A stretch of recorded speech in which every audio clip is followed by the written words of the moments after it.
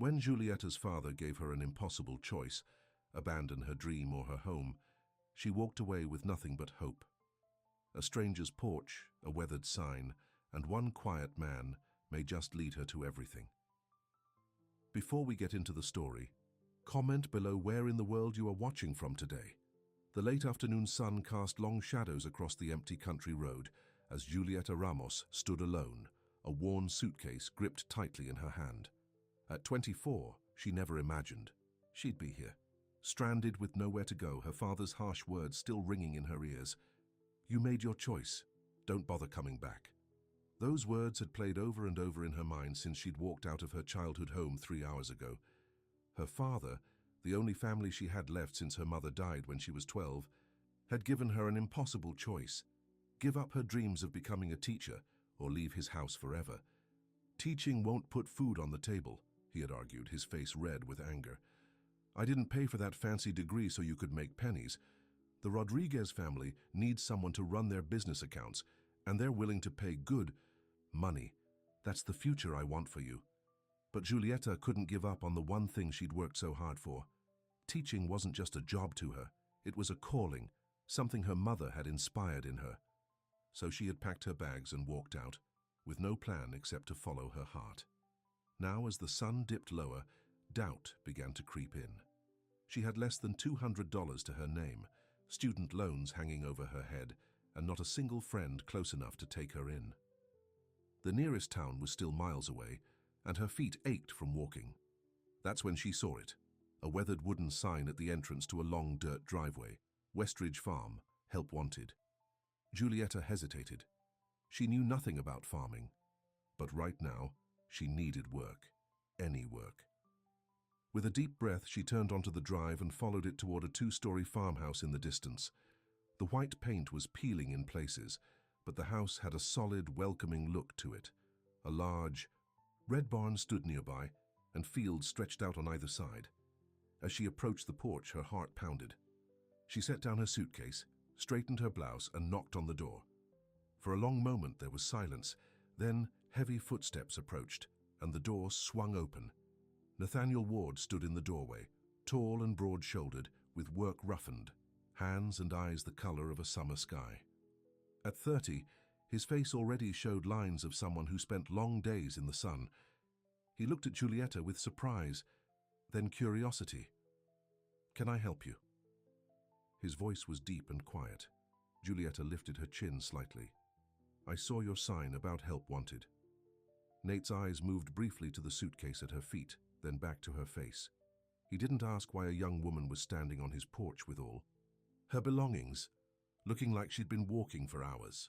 "What kind of work can you do?" he asked instead. "I have a teaching degree," Giulietta said, "but I can learn anything. I'm a hard worker." Something in Nate's expression softened almost imperceptibly. "Farm work is tough, different from teaching. To know," Giulietta said, fighting to keep her voice steady. "But I need the job, and a place to stay if possible. I can pay rent once I start earning." Nate studied her for a long moment. In his experience, people made promises they couldn't keep. They left when things got hard, but something about the quiet dignity in this woman's stance, despite her obvious distress, made him pause. "There's a small room above the kitchen," he said finally. "Nothing fancy, you can have it. As for work, we'll start tomorrow and see what fits." Relief flooded through Giulietta. "Thank you. I appreciate the chance." Nate simply nodded and stepped back to let her in. "I'm Nate Ward," he said as she picked up her suitcase. "Giulietta Ramos," she replied, stepping into the house. "You'll never be rejected here, Giulietta," Nate said quietly as he closed the door. Behind them, the words were simple but struck deep in Giulietta's heart. She blinked back sudden tears as Nate led her through a modest living room to a narrow staircase. "Kitchen's through there," he said, pointing. "Bathroom down the hall. Your room's up here." The room was small but clean, with a twin bed, a dresser, and a small desk under a window that overlooked the fields. The walls were painted a soft blue, and a colorful quilt covered the bed. "It was my sister's room," Nate explained, "before she got married and moved to Ohio." "It's perfect," Giulietta said, setting down her suitcase. "Thank you," Nate nodded. "Dinner's at 6. Nothing fancy, but you're welcome to join." After he left, Giulietta sat on the edge of the bed and finally let the tears come, not tears of sadness but of relief. For the first time since walking out of her father's house, she felt like she could breathe again. Nate Ward wasn't a man of many words. He preferred the quiet company of his fields and livestock to most people. Ever since his parents died in a car accident 5 years ago, leaving him the farm, he'd grown accustomed to solitude. There had been people who promised to stay, like Karen, his ex-fiancée. But when the farm hit hard times 3 years ago, she'd decided that being a farmer's wife wasn't the future she wanted. Since then, Nate had kept to himself, speaking only when necessary to the part-time help he hired during busy seasons. Now, as he prepared a simple dinner of pork chops and potatoes, he wondered what had possessed him to invite a complete stranger into his home. There was something about Giulietta Ramos that had gotten past his usual defenses, a mixture of pride and vulnerability that reminded him of himself after his parents' death. At exactly 6, Giulietta appeared in the kitchen doorway, her dark hair tied back and her face freshly washed. "Can I help with anything?" she asked. Nate shook his head.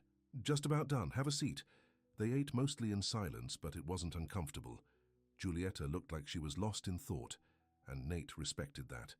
He wasn't one to pry. "I should warn you," he said as they finished eating. "Farm days.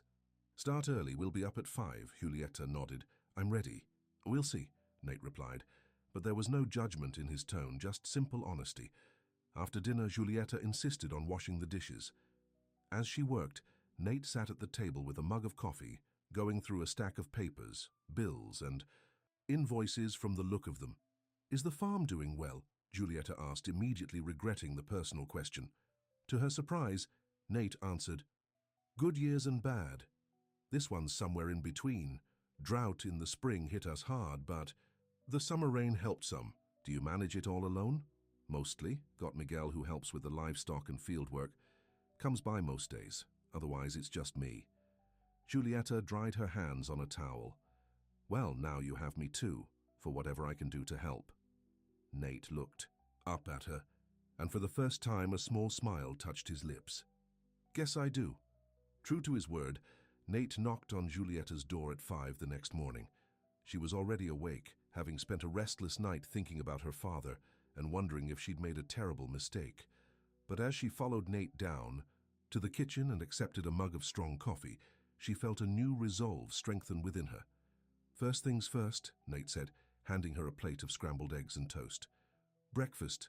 Can't work on an empty stomach." After they ate, Nate gave her a quick tour of the farm. Westridge was bigger than it appeared from the road, 50 acres of mixed use with cornfields, a small apple orchard, a vegetable garden, and pasture for the small herd of dairy cows and a few horses. "It's beautiful," Giulietta said, watching. "The sunrise paints the fields gold." "It's work," Nate replied, but his tone was proud. And work it was. By midday, Giulietta's hands were blistered from helping to repair fencing, and her back ached from carrying feed buckets. But there was something satisfying about the physical labor, so different from the academic work she was used to. "You're holding up better than I expected," Nate commented, as they paused for a lunch of sandwiches in the shade of a big oak tree. "My father owned a hardware store," Giulietta explained. "I helped there during summers. I'm stronger than I look." Nate nodded, his eyes curious. "Teaching's a long way from hardware." "My mother was a teacher," Giulietta said softly. "Before she got sick, she used to say that teaching was like planting seeds that would grow long after you were gone." Nate seemed to consider this. "Smart woman. Your mother." "She was," Giulietta agreed, surprised at how easy it was to talk to Nate despite his quiet nature. She would have liked this place. In the afternoon, a truck pulled up to the barn, and a middle-aged man with a weathered face and kind eyes stepped out. "Miguel," Nate explained, "comes to help with the milking and evening chores." Miguel Delgado had worked at Westridge for nearly 20 years, first for Nate's parents and now for Nate. He greeted Giulietta warmly in Spanish, his face lighting up when she responded in the same language. "Finally someone to keep this one company," Miguel said, nodding toward Nate. "He works too hard and talks too little." "Don't believe everything Miguel tells you," Nate said, but there was affection in his voice. With Miguel's help, the evening. Chores went quickly. By the time the sun began to set, Julieta was exhausted but strangely content. As they walked back to the house, Nate surprised her by asking, "So, will you stay for the job? It's not much pay, but room and board are included." Julieta looked at him. "You're offering me a permanent position after just one day?" Nate shrugged. "You work hard, don't complain. That's rare enough." Julieta felt a warmth spread through her chest. "Yes," she said. "I'll stay, thank you." The days turned into weeks, and Julieta fell into the rhythm of farm life. Each morning she rose with the sun and worked alongside Nate, learning something new every day. How to milk the cows, tend the vegetable garden, repair machinery, and drive the ancient tractor. In the evenings, they would sit at the kitchen table, Nate working on farm accounts and Julieta reading one of the few books she'd brought with her. Sometimes they talked, brief exchanges about the day's work or plans for tomorrow. Other times they simply existed in comfortable silence. Julieta found herself watching Nate when he wasn't looking, the way his strong hands moved with surprising gentleness when treating a sick calf, or how his face relaxed when he thought. No one was watching. He was a mystery to her in many ways, a man who kept his thoughts to himself and his past locked away. One evening, as a summer storm rolled in, they sat on the covered porch watching the rain. Thunder rumbled in the distance, and lightning occasionally illuminated the fields. "I've always loved storms," Julieta said, breaking the silence. Nate glanced at her. "Most people are afraid of them. My mother used to say that storms clean the air, make way for new growth." Julieta smiled at the memory. "After she died, storms made me feel close to her somehow." Nate was quiet for a moment. "My parents died." "In a rainstorm," he said finally. "Car accident on Route 16 5 years ago." Julieta turned to him, surprised by the personal revelation. "I'm so sorry, Nate." He shrugged, eyes on the distant lightning. "It happens. Life changes in an instant." "Is that when you took over the farm?" Nate nodded. "Was working in construction in the city. Came back for the funeral, never left. Farm was in their blood. Guess it's in mine too." Julieta thought about her own father, wondering if he missed her or if he'd already written her off completely. "Family is complicated," she said softly. "That it is," Nate agreed. Then, surprising her again, he asked, "You miss yours?" "Your father?" Julieta hesitated. "Yes and no. I miss who he was before my mother died. He changed after, became harder, more focused on security, on money." She sighed. "I understand why, but you couldn't give up your dream," Nate finished. "For her." "No, I couldn't," Julieta admitted. "Does that make me selfish?" Nate turned to look at her, his blue eyes serious. "Makes you human. We all have things we can't give up, things that make us who we are." The simple wisdom of his words settled something in Julieta's heart. For the first time since arriving at Westridge, she felt like maybe, just maybe, she had made the right choice after all. As summer began to shift toward fall, Julieta noticed subtle changes in her relationship with Nate. He began to talk more, sharing small stories about his childhood, on the farm or asking about her life before Westridge. He listened when she talked about her college years, her struggles to earn her teaching degree, while working part-time at her father's store. And there were other changes too. Small gestures that spoke volumes coming from a man like Nate. One morning, Julieta came downstairs to find a book on the kitchen table, a copy of Little Women that she'd mentioned was her favorite as a teenager. "Found it in town yesterday," Nate said casually when she held it up with a questioning look. "Thought you might like something new to read." Another time, after Julieta mentioned offhandedly that she missed her father's old library, she came home from running errands in town to find Nate installing a small bookshelf in the corner of the kitchen. "Not much," he said when she thanked him, his ears turning slightly red. "But it's a start." And when the nights turned cooler and Julieta's room felt drafty, she woke one morning to find the old heater fixed and working perfectly, though she'd never mentioned the cold to Nate. Each gesture, small as it was, chipped away at the wall Julieta had built around her heart after her father's rejection.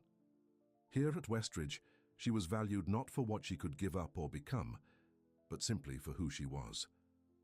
One Sunday afternoon, as they sat on the porch drinking lemonade after finishing the morning chores, Nate turned to her with an unusually serious expression.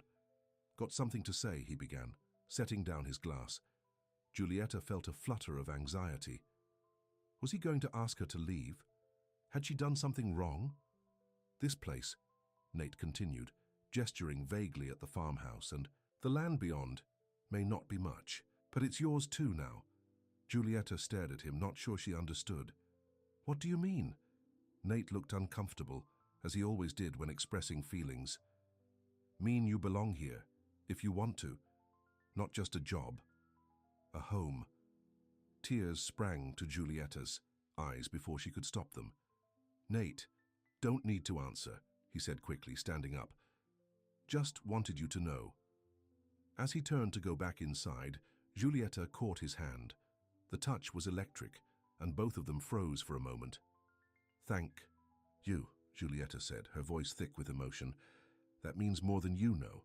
Nate squeezed her hand once, then gently pulled away and went into the house, leaving Giulietta to ponder the fluttering in her chest that had nothing to do with gratitude and everything to do with the man who had given her a place to belong.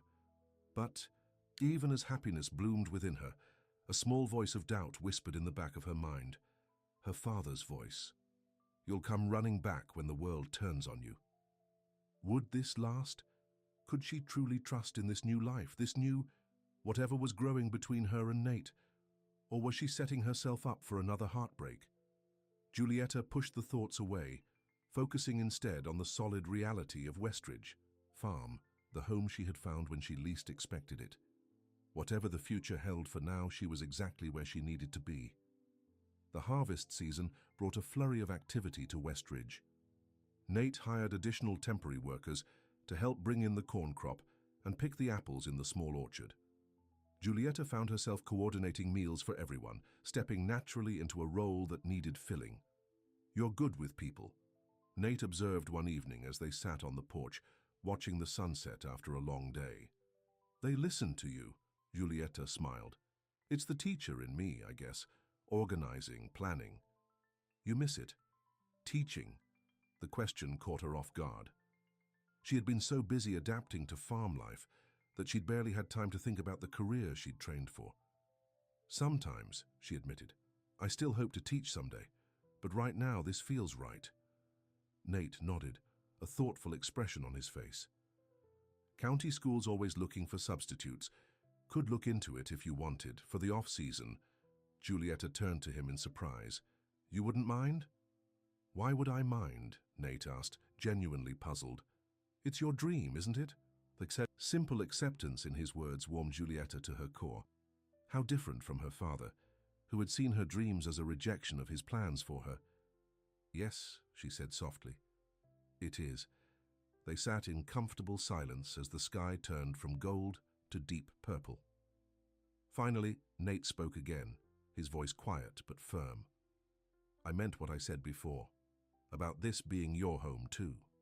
He looked at her directly, his blue eyes serious. "I don't know what happened with your father, not my business. But here you don't have to choose between who you are and being accepted." Giulietta felt tears well up in her eyes.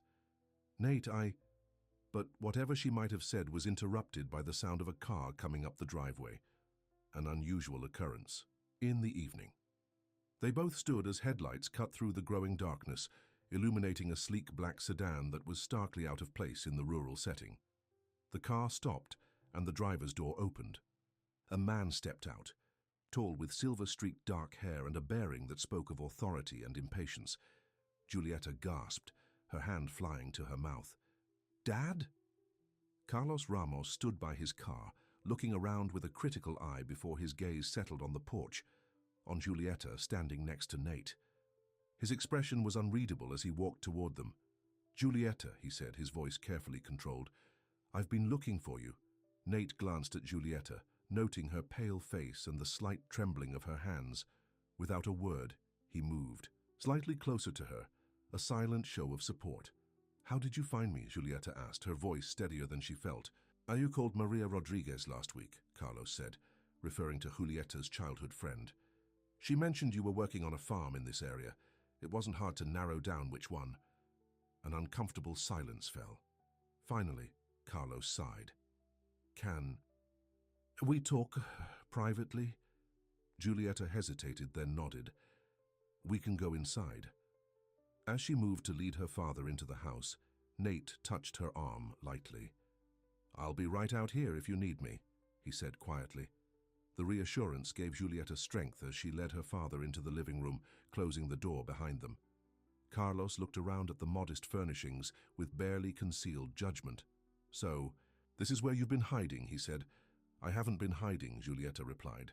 I've been working, living. Carlos frowned. In a farmhand's room, after all the opportunities I gave you? I made my choice, Dad, Giulietta said, echoing his words from the day she left. You made it clear I wasn't welcome back. A flash of something. Regret. Pain crossed Carlos's face. Things have changed, he said. I've come with an offer. Giulietta crossed her arms. What kind of offer? A teaching position, Carlos said. At Westlake Academy. Giulietta stared at him in shock. Westlake was one of the most prestigious private schools in the state, a place where teachers were well respected and well paid. How? She asked suspiciously. I have connections, Carlos said vaguely. People who owe me favors. The position. Here's yours if you want it. If I want it, Giulietta repeated. Or if I do what you want. Carlos sighed. The job is real, Giulietta. No strings attached. But yes, I would like you to come home. The house is empty without you. Giulietta felt torn. A teaching position at Westlake was beyond her wildest dreams, a chance to start her career at a school that would open doors for her future. And despite everything, she missed her father. He was her only blood family. But Westridge had become home in a way she hadn't expected. And Nate? I need time to think, she said finally. Carlos nodded. Of course, but don't take too long. The school needs an answer by Friday. He handed her a business card. All the details are here. The director's expecting your call. As they walked back outside, Giulietta saw Nate still waiting on the porch, his posture tense. Carlos eyed him with open assessment. Mr. Ward, Carlos said formally, extending his hand. Carlos Ramos, thank you for employing my daughter during this transitional period. Nate shook his hand briefly. Giulietta's not an employee, he said. She's part of Westridge now. Carlos raised an eyebrow. Is she? Well, things change, don't they, Giulietta? Giulietta felt caught between two worlds, the future her father was offering and the life she had built at Westridge. I'll call you tomorrow, Dad, she said, not answering his question. Carlos nodded, gave one last look at the farm, then got back into his car and drove away, leaving Giulietta standing with Nate in the growing darkness. You okay? Nate asked after a moment. I don't know, Giulietta admitted. Nate was quiet for a long moment, then spoke in a low, earnest voice. I'll never stand in your way, Giulietta, but if you need a place that loves you without terms, you already have it. The words hung in the air. Between them, filled with meaning that neither was quite ready to put into more explicit terms. But as Giulietta looked at Nate, this man who had taken her in without questions, who had given her a home and acceptance when she needed it most, she realized she was facing the most important choice of her life. Return to the man who had raised her, or stay with the one who was slowly teaching her what love without rejection feels like. Giulietta barely slept that night. She lay awake in her small blue room, staring at the ceiling as the moonlight cast shadows across the walls. Her father's business card sat on her nightstand, the elegant lettering of Westlake Academy seeming to glow in the darkness, a teaching position. The very thing she had fought for, dreamed of, left home for. And not just any position, one at a prestigious school where teachers were respected and well paid. The kind of opportunity that rarely came to new graduates with no experience. But the timing felt wrong. Or maybe it was the source that troubled her. Her father had never supported her desire to teach, had even mocked it as a waste of her talents. Why the sudden change of heart? And then there was Nate. His words echoed in her mind. If you need. A place that loves you without terms, you already have it. Did he mean Westridge Farm or himself? By morning, Giulietta was no closer to a decision.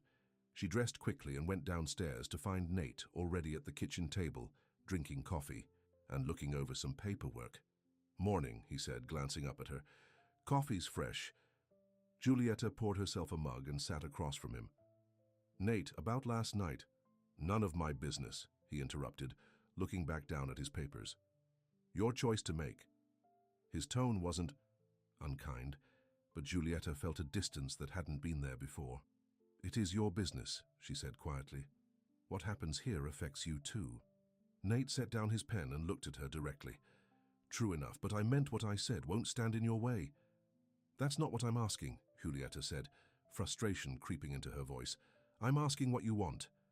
The question hung between them, loaded with unspoken feelings. Nate's expression softened slightly, but before he could answer, the phone rang. He answered it, listened for a moment, then frowned. "Be right there," he said, hanging up. "Problem?" Giulietta asked. "One of the pregnant heifers is having trouble. Miguel's with her, but he needs help." Nate stood and grabbed his jacket. "We'll talk later."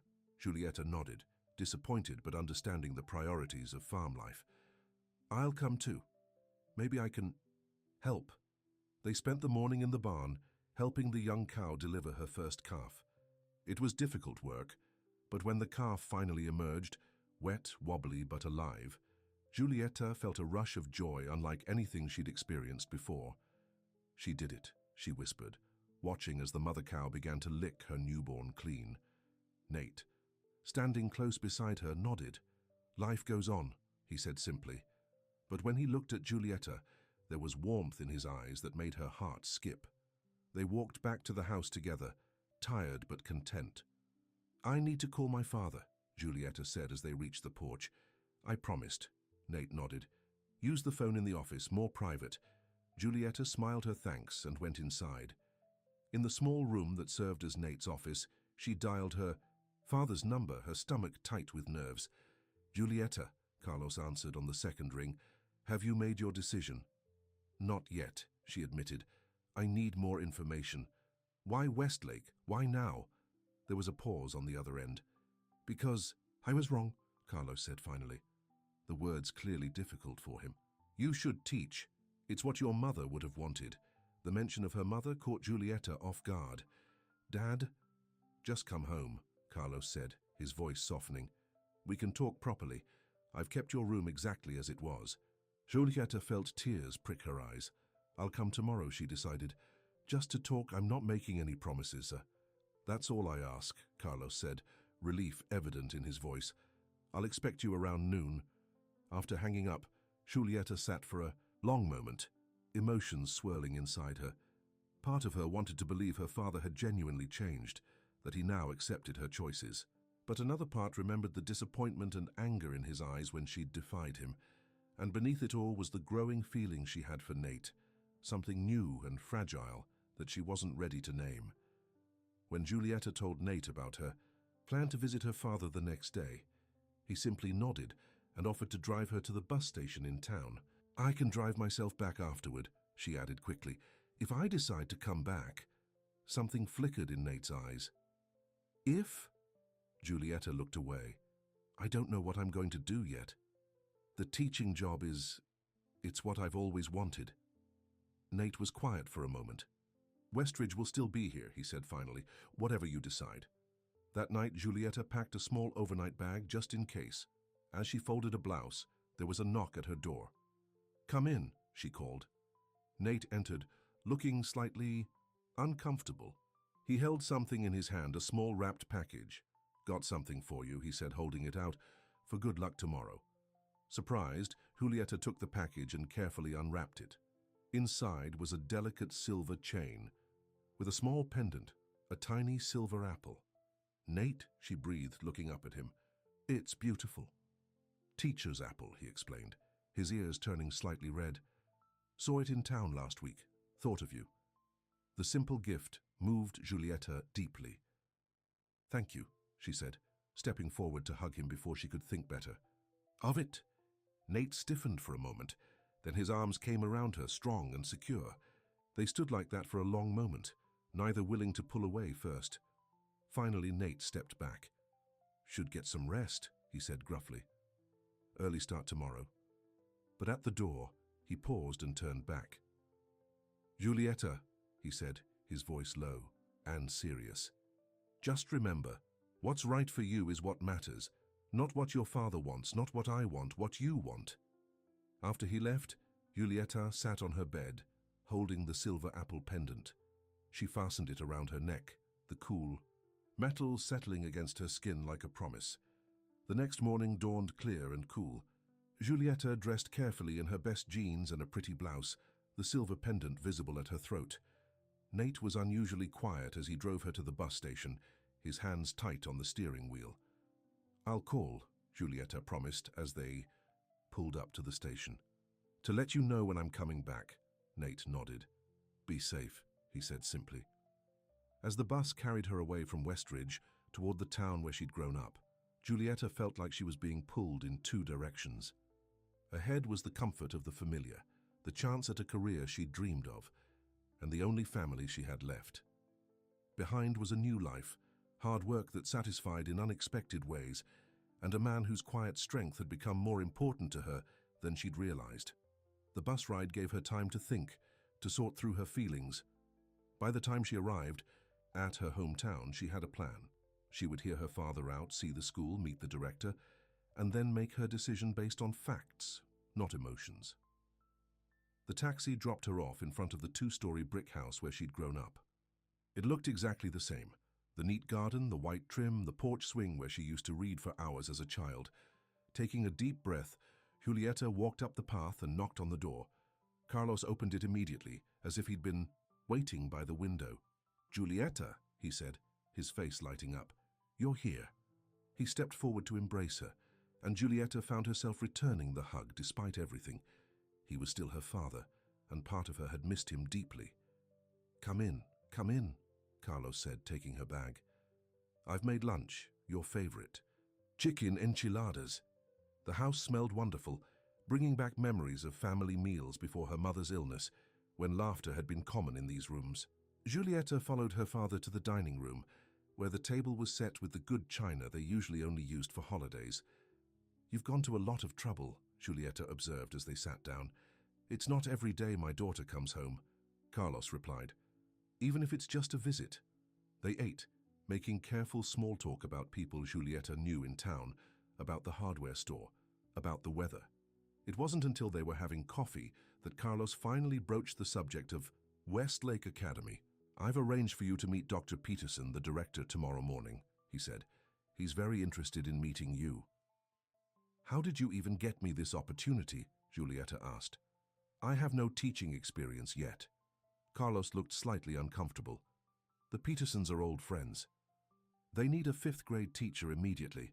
Their previous one left suddenly for family reasons.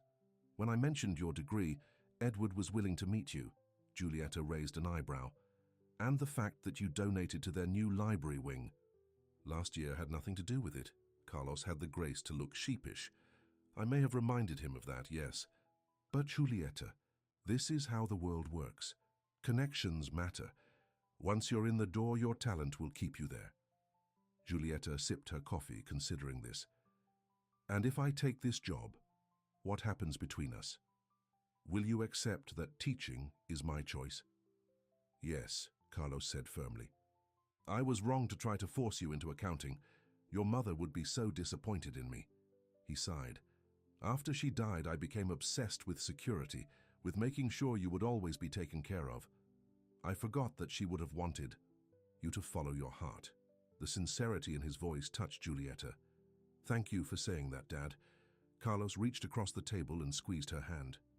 "So you'll meet with Dr. Peterson?" Giulietta nodded. "I'll meet with him. But I'm not making any promises yet." Carlos's smile faltered slightly. "Is it because of the farm, or the farmer?" Giulietta felt her cheeks warm. "His name is Nate. And yes, partly. He's been kind to me, given me a home when I needed one." "And is that all he is? Someone who's been kind?" Carlos pressed. Giulietta touched the silver apple at her throat. I don't know yet, she answered honestly, but I care about him and about Westridge. Carlos nodded slowly. I see. Well, meet with Dr. Peterson tomorrow, then decide what's best for your future. That evening, Giulietta called Westridge from her old bedroom phone. Miguel answered, telling her that Nate was out checking the Fardi. Pasture. He's been like a bear with a sore paw all day, Miguel added, his voice amused. Barking orders, frowning at everything. The man misses you, Chica. Giulietta smiled at that. Tell him I called. I'll try again tomorrow. After hanging up, she wandered around her childhood bedroom, taking in the familiar posters, the bookshelf filled with favorite stories, the desk where she'd studied for years. Everything was comfortable, known. But somehow it no longer felt quite like home. She picked up a framed photo from her nightstand, herself at 10 years old sitting on her mother's lap, both of them laughing at something out of frame. What would her mother think of Nate, of Westridge? Somehow Giulietta felt certain her mother would approve. The next morning, dressed in her one good skirt and blouse, Giulietta accompanied her father to Westlake Academy. The school was impressive, a sprawling campus with beautiful brick buildings, manicured lawns and state-of-the-art facilities. Dr. Peterson, a distinguished man in his 60s, greeted them warmly in his wood-paneled office. Miss Ramos, your father speaks very highly of you, he said, gesturing for them to sit. And your transcripts are excellent. Thank you, Giulietta said. But I should be honest, I don't have any teaching experience yet except for student teaching. During my degree program, Dr. Peterson smiled. Sometimes fresh perspectives are exactly what we need. Our 5th grade position requires someone with enthusiasm and a love of learning. The technical aspects can be taught. The interview went well. Dr. Peterson showed her around the campus, introduced her to potential colleagues, and let her peek into classrooms where well-behaved students worked attentively. By the time they returned to his office, Giulietta was impressed but also overwhelmed. The position would start next Monday, Dr. Peterson explained. Salary is competitive, with full benefits. We'd need your answer by tomorrow, as we have other candidates to consider if you decline. So soon, Giulietta asked, surprised. I'm afraid so. Our students need stability, and we've already been using substitutes for 2 weeks. Giulietta nodded her understanding. May I have tonight to think about it?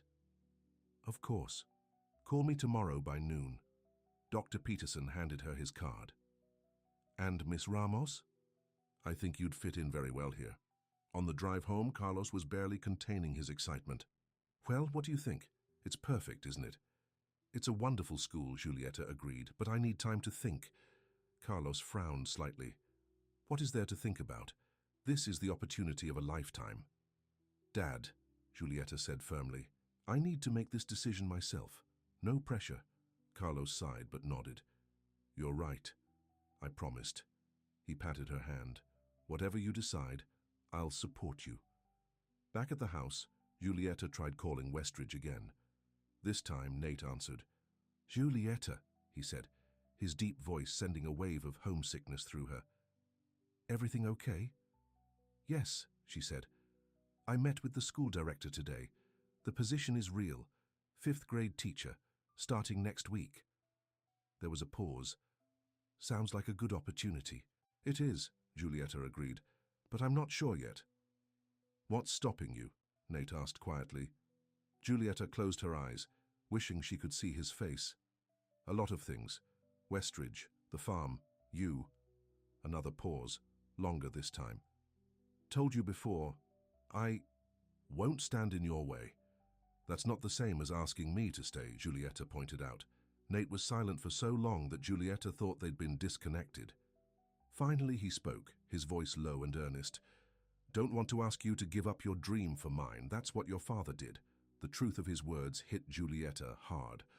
Oh, Nate. But, he continued, if you want to know how I feel, I miss you. Place isn't the same without you. Giulietta felt tears well up in her eyes. I miss you too. Whatever you decide, Nate said. You've got a home here always. After they hung up, Giulietta sat on her bed, feeling more torn than ever. The practical choice was clear. take the teaching position, rebuild her relationship with her father, start the career she'd trained for. It was everything she'd thought she wanted, but her heart kept pulling her back to Westridge, to early mornings with dew on the grass, to the satisfaction of hard work, to quiet evenings with Nate on the porch, to a connection that was deepening into something precious. That night, Giulietta dreamed of her mother. They were walking through the apple orchard at Westridge, the trees heavy with fruit. "You always had good instincts," her mother said, smiling at her. "Trust them now." Giulietta woke with the dream still vivid in her mind, and suddenly her path seemed clear. The next morning, Giulietta found her father in the kitchen making breakfast. "Dad," she said, taking a deep breath, "I've made my decision." Carlos turned, spatula in hand. "And? I'm going to decline the position at Westlake." Carlos's face fell. "But why?" "It's perfect for you." "Because it doesn't feel right," Giulietta explained. "Not yet. I'm not ready to leave Westridge." "Because of this farmer? Nate?" "Partly," Giulietta admitted. "But also because I'm learning things there that I couldn't learn anywhere else. And there will be other teaching opportunities when I'm ready." Carlos set down the spatula and turned off the stove. "You're sure about this?" Giulietta nodded. "I am, and I hope you can respect my decision even if you don't agree with it." To her surprise, Carlos smiled sadly. "Your mother was the same way, always following her heart. I didn't understand it then either." He sighed. "But I promised to support you, and I will." He pulled her into a hug, and Giulietta felt something heal between them. "Thank you, Dad." Carlos stepped back, his hands on her shoulders. "On one condition." Giulietta tensed. "What condition?" "That you call me every Sunday and visit when you can." His eyes were suspiciously bright. "The house is too quiet without you." Relief flooded through Giulietta. "I promise," she said, hugging him again. Later that morning, Giulietta called Dr. Peterson to decline the position, thanking him for the opportunity. Then she packed her bag and let her father drive her to the bus station. "I'm going to meet this farmer of yours someday," Carlos said as they waited for the bus. "Make sure his intentions are honorable." Giulietta laughed. "Dad, we're just friends." Carlos raised an eyebrow. "For now, maybe, but I see the way your face changes when you talk about him." Giulietta blushed but didn't deny it. As the bus pulled up, she hugged her father one more time. "I'll call on Sunday." "Be happy, Mika," Carlos said. "That's all I ever wanted for you." The bus ride back to Westridge seemed to take forever. Giulietta watched the landscape change from suburbs to countryside, her heart lifting as familiar landmarks appeared. When the bus finally stopped at the small town near Westridge, she was the only passenger to get off. She had expected to call the farm for a ride, but as she stepped onto the sidewalk, she saw a familiar truck parked across the street. Nate was leaning against it, his hat pulled low over his eyes. "Nate?" Giulietta called, surprised. He looked up, a smile breaking across his usually serious face. "Thought you might need a ride." Giulietta crossed the street quickly, dropping her bag as she reached him. Without hesitation, she threw her arms around him. Breathing in the familiar scent of soap and sunshine that clung to his shirt, Nate's arms came around her, holding her close. "This mean you're staying?" he asked, his voice gruff with emotion. Giulietta looked up at him, not bothering to hide the joy in her face. "Yes, I'm staying." The drive back to Westridge was filled with comfortable conversation. Giulietta told Nate about her visit, about making peace with her father, about declining the teaching position. "You sure about that?" Nate asked. "Teaching's your dream." "Dreams can change," Giulietta said, "or maybe they just get clearer. I still want to teach, but right now Westridge is where I belong." As they turned onto the farm's long driveway, Nate glanced at her. "Meant to ask, what's this Sunday rule Miguel mentioned?" Giulietta laughed. "My dad wants me to call him every Sunday and visit sometimes." Nate nodded approvingly. "Good. Family's important." "Yes, it is," Giulietta agreed, thinking of how her definition of family had expanded in recent months. As they parked in front of the farmhouse, Giulietta felt a sense of homecoming stronger than anything she'd experienced returning to her father's house. This place, with its weathered buildings, its endless work, and the quiet man beside her had become her true home. "Welcome back," Nate said as he carried her bag up the porch steps. Giulietta smiled, touching the silver apple pendant at her throat. "It's good to be home." The weeks that followed settled into a new rhythm. Giulietta threw herself into farm work with renewed enthusiasm, learning more each day about the business side of running Westridge. Nate, seeing her interest, began teaching her about crop planning, livestock management, and the financial aspects of the farm. "You have a good head for numbers," he observed one evening as they went over the farm's accounts together. "My father wanted me to be an accountant," Giulietta reminded him with a laugh. "Glad you didn't listen to him," Nate said, his eyes warm as they met hers across the table. Their relationship was changing, subtly but surely. Small touches lingered longer. Conversations deepened. They began to share more of their pasts, their hopes, their fears. One rainy Saturday, trapped indoors by a downpour, Nate showed Giulietta a box of old family photos. Together they sat on the living room floor, pictures spread around them, as Nate told stories of his childhood on the farm, of his parents, of the sister who now lived in Ohio with her husband and children. "So you never talk about your time away from Westridge," Giulietta observed. "When you worked construction?" Nate shrugged. "Not much to tell. Was running, I guess. Thought I wanted something different than this life." He gestured vaguely at the farmhouse. "Around them. Took losing my parents to realize what I already had. Do you ever regret coming back?" Giulietta asked softly. Nate looked at her, his blue eyes serious. "Not for a minute, especially not now." The moment stretched between them, charged with unspoken feelings. Giulietta found herself leaning slightly toward him, drawn by something she couldn't resist. Nate reached out slowly, his hand cupping her cheek. "Giulietta," he murmured, her name a question and an answer all at once.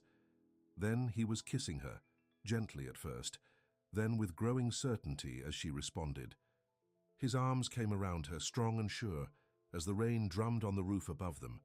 When they finally pulled apart, Giulietta felt breathless, her heart racing. "I've been wanting you to do that for weeks," she admitted. Nate smiled, a real smile that transformed his usually serious face. "Been wanting to do it since the day you showed up on my porch?" Giulietta laughed. "Even with my dirty clothes and desperate look?" "Especially then," Nate said, tucking a strand of hair behind her ear. "Knew you were someone special, just didn't know you'd be special to me." As the rain continued to fall outside, they talked for hours, sharing dreams and making plans. Nate spoke of his hopes for Westridge, expanding the organic produce section, perhaps adding a farm store where locals could buy fresh products directly. "And you?" he asked. "Still want to teach someday?" "Yes," Giulietta said honestly. "But I'm thinking differently now. Maybe part-time at the county school like you suggested. Or summer programs for kids here at Westridge, teaching them about farm life." Nate nodded thoughtfully. "Could work. Farm's got a lot to teach." "So do you," Giulietta said softly. "You've taught me more than you know." "What's that?" Nate asked. Giulietta leaned in to kiss him again. "That love doesn't come with conditions. That home is where you're accepted for who you are, not what someone wants you to be." Nate pulled her close, his arms secure around her. "Smart woman, your mother," he said, echoing his words from months ago. "Planted good seeds in you." Outside, the rain began to ease, and a patch of blue sky appeared through the clouds. But neither Nate nor Giulietta noticed, too caught up in the new world they were creating together. A world where rejection had no place, only acceptance and the promise of tomorrow. On a crisp fall morning, as the leaves of the old oak tree began to turn gold and red, Giulietta stood on the porch of the farmhouse, watching as a familiar black sedan made its way up the driveway. "He's here," she called over her shoulder to Nate, who appeared in the doorway behind her. "Ready for this?" he asked, coming to stand beside her. Giulietta took his hand, feeling the strength in his calloused fingers as they interlaced with hers. "Ready," she confirmed. They walked down the steps together to greet Carlos Ramos as he parked and got out of his car. He looked different somehow, more relaxed, less stern than Giulietta remembered. "Dad," she said, stepping forward to embrace him. "Welcome to Westridge." Carlos, hugged her tightly, then turned to face Nate, who stood watching them with a carefully neutral expression. "Mr. Ward," Carlos said, extending his hand, "thank you for having me." "Nate," he corrected, shaking the offered hand firmly. "And you're welcome any time. Giulietta's family is Westridge family." Carlos nodded, looking around at the farm with new eyes. "So this is the place that stole my daughter's heart." "One of the things," Giulietta said, moving back to Nate's side and taking his hand again. Carlos's eyebrows rose slightly as he noticed the gesture, but he only smiled. "I can see why you stayed," he said softly. The day passed pleasantly with Giulietta showing her father around the farm. To her surprise, Carlos seemed genuinely interested, asking Nate intelligent questions about the operation and listening carefully to the answers.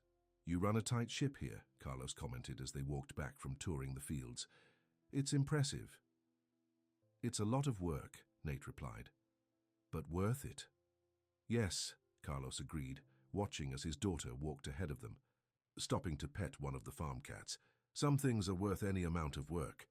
That evening, as they sat down to dinner, a meal Giulietta had prepared with vegetables from the garden and fresh bread she'd baked herself, Carlos raised his glass in a toast.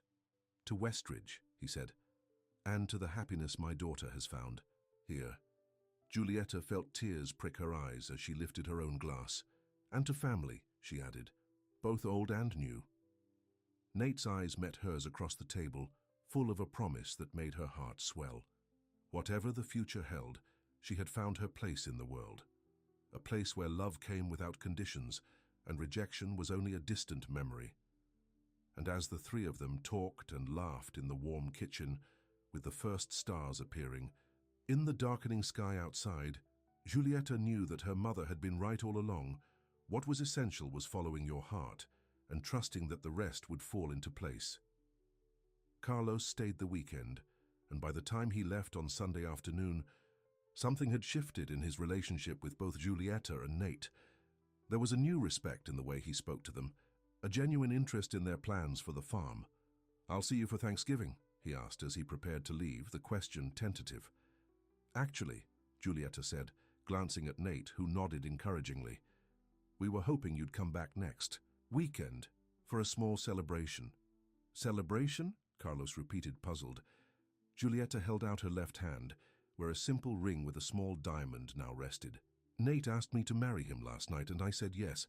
Carlos stared at the ring, then at his daughter's radiant face, and finally at Nate, who stood tall and steady beside her. "You'll take care of her?"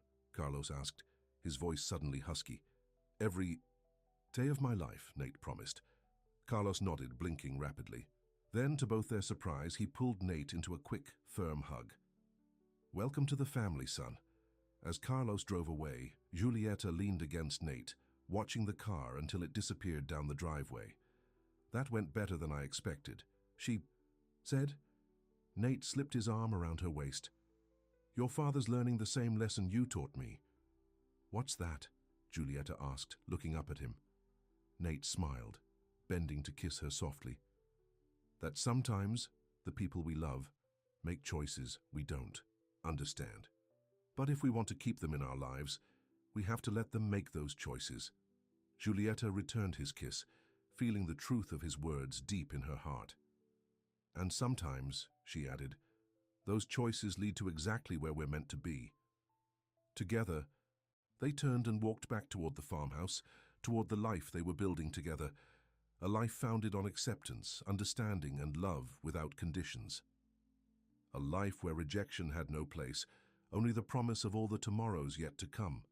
The weeks following Nate's proposal were the happiest of Giulietta's life. Each morning, she woke with a sense of purpose and joy that made even the most mundane farm chores feel special. The simple diamond ring on her finger caught the sunlight as she worked, a constant reminder of the future she and Nate were building together. They decided on a spring wedding, when the apple trees in the orchard would be in bloom. Nothing fancy, just family and close friends gathered at Westridge to celebrate their love. "I don't need anything elaborate," Giulietta told Nate as they sat on the porch one evening, planning their simple ceremony. "Just you and me, making promises we intend to keep." Nate squeezed her hand, his blue eyes warm with affection. Got enough of those big showy events when Karen and I were engaged. It was the first time he'd mentioned his ex-fiancée by name, and Giulietta turned to look at him, curious but cautious. You never talk about her. Nate shrugged, his expression guarded. Not much to say. She wanted the wedding, not the marriage. Definitely not the farm life. What happened? Giulietta asked gently. Nate was quiet for a long moment, his eyes on the distant fields. Drought hit. Farm nearly went under. Had to choose between paying the mortgage and buying a fancy wedding venue. His jaw tightened at the memory. She said I didn't have my priorities straight. Giulietta's heart ached for him. I'm sorry she hurt you. Made me careful, Nate admitted. About letting people in. He turned to her, his expression softening. Until you showed up on my porch. Giulietta leaned against his shoulder. I'm glad. I did. Me too, Nate said, pressing a kiss to the top of her head. More than you know. As fall deepened into winter, life at Westridge settled into a comfortable routine. Giulietta called her father every Sunday as promised, and their relationship continued to heal. Carlos even surprised them by sending several boxes of her mother's old things, books, photo albums, and a handmade quilt that now adorned Giulietta and Nate's bed. He's really trying, Giulietta said to Nate after opening the latest package. Her mother's collection of family recipes. Good man at heart, Nate observed. Just forgot it for a while. The transformation in their relationship was most evident at Thanksgiving, when Carlos joined them at Westridge for the holiday.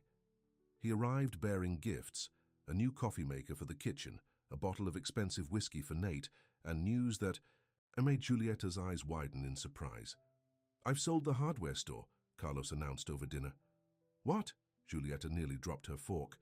But Dad, that store was your life. Carlos shook his head. No, Mija. You were my life. The store was just something to hide in after your mother died. He smiled, looking more relaxed than Giulietta could remember seeing him in years. It's time for a change. What will you do? She asked. I've bought a small place just outside of town. Going to try my hand at growing things. Vegetables, flowers.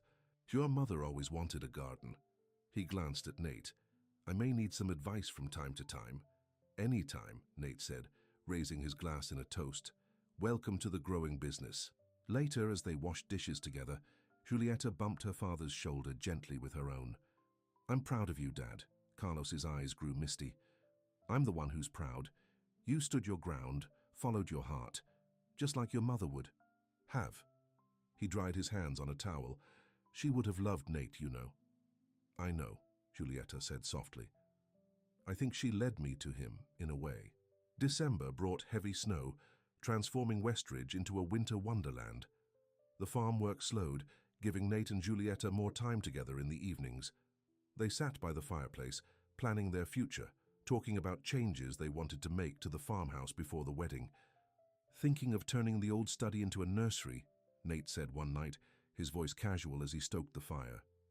Eventually, Giulietta looked up from her book, her heart skipping a beat.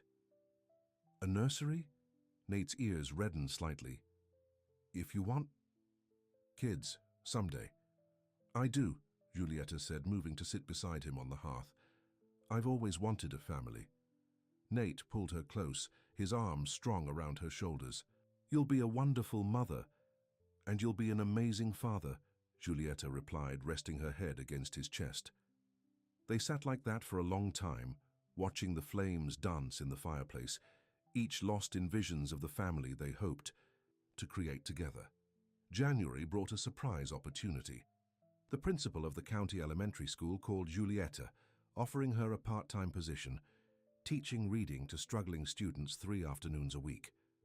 Mrs. Abernathy is going on maternity leave, the principal explained. We need someone, just until the end of the school year. I remember you mentioned being interested in substitute work. Giulietta looked at Nate, who nodded encouragingly. I'd love to, she told the principal. When do I start? The position was perfect. It allowed Giulietta to help with morning farm chores, teach in the afternoons, and still be home to handle the farm's paperwork in the evenings. For the first time, she felt like she was truly balancing both of her passions. "How was your first day?"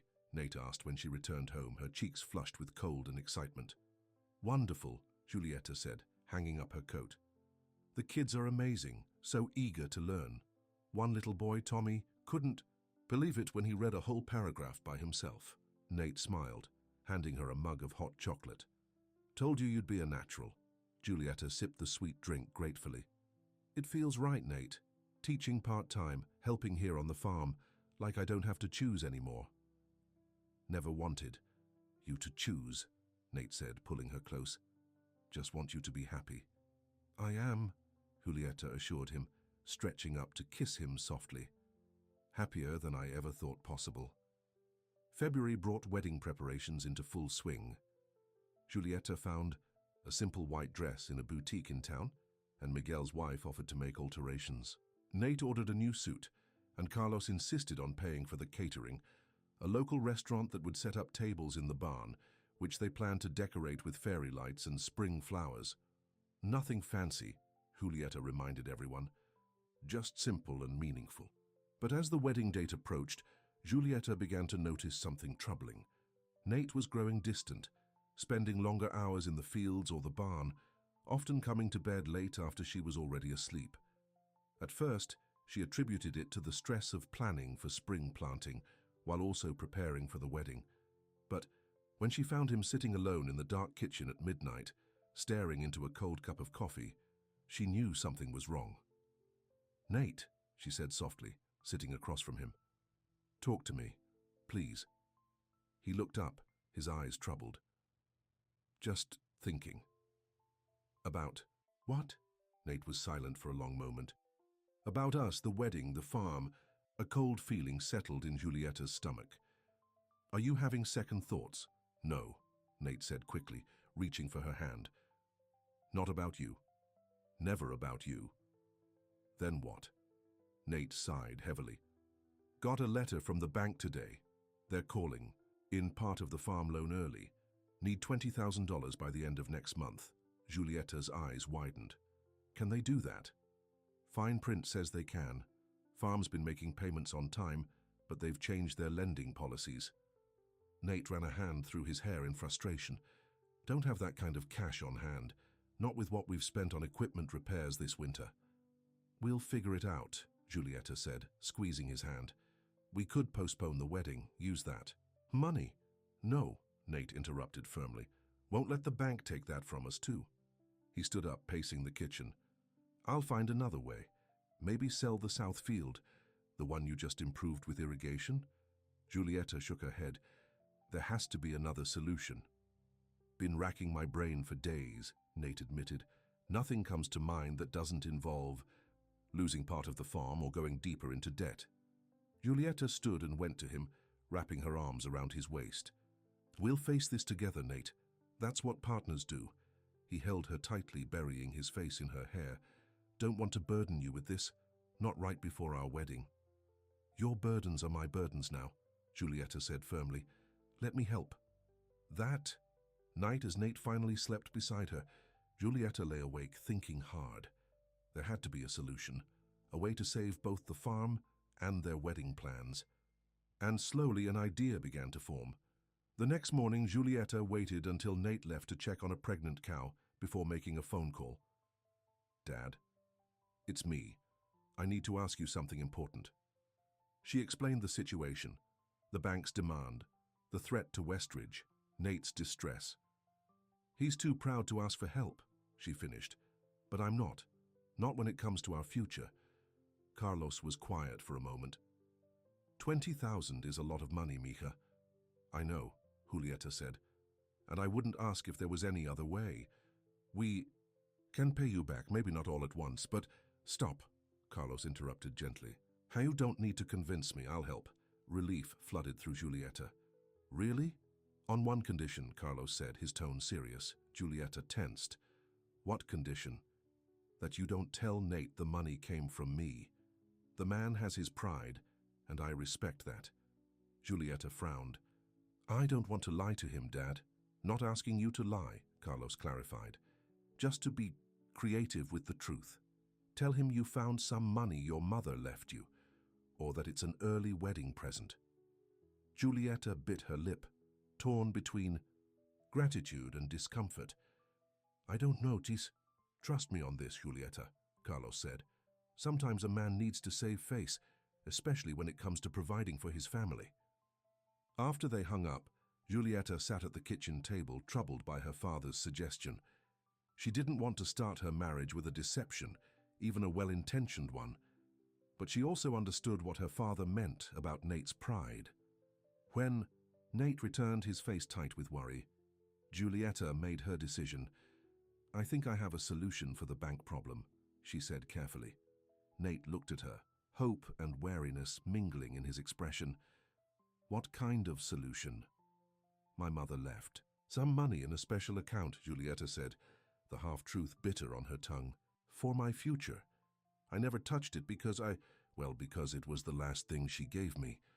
Giulietta, no, Nate began, shaking his head. I can't ask you to. You're not asking, Giulietta interrupted. I'm offering. This farm is my future. Too, Nate, our future. Nate struggled visibly, pride warring with practicality. How much are we talking about? Enough, Giulietta said. More than enough for the bank payment. Nate turned away, his shoulders tense. Don't feel right taking your inheritance. Giulietta went to him, turning him to face her. It's not taking, it's sharing. Isn't that what marriage is supposed to be? Sharing our lives, our problems, our resources.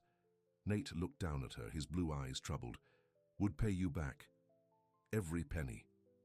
I know you would, Giulietta said softly. But you don't have to. What's mine is yours, remember? That's in the vows we're going to take. Finally, Nate nodded, pulling her into a tight embrace. Thank you, he whispered against her hair. Don't deserve you. Yes, you do, Giulietta assured him. We deserve each other. The bank issue resolved, Nate's mood lightened considerably. He threw himself back into wedding preparations, even surprising Giulietta by building an arch for the ceremony to be placed where the apple trees met the edge of the garden.